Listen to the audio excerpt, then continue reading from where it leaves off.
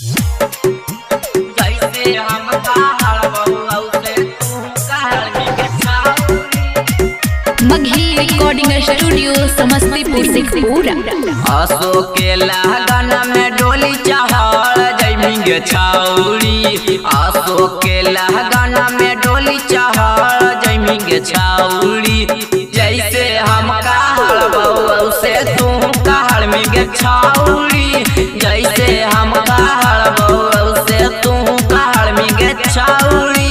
रोताऊ तोरे यारवा सारा फपहर जैतौ गे छाउरी।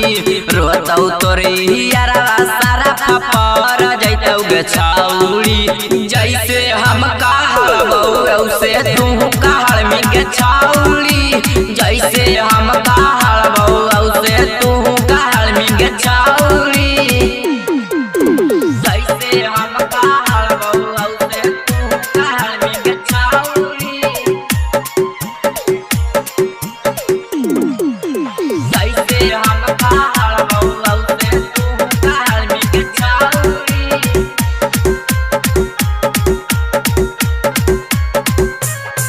जेमी हमरा के छोड़ रमी 4 बजे भोर तोरो गिरतौ गे छाउरी टेहुनवा से लोर। गिरतौ गे छाउरी टेहुनवा से लोर। जेमी हमरा के छोड़ रमी 4 बजे भोर तोरो गिरतौ गे छाउरी टेहुनवा से लोर। मारतौ जोटा पकड़ के भतरा ता खूब रमी गे छाउरी।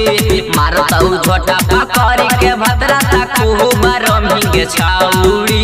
जैसे हम कहल बउआ से तू कहल में गे छाउरी।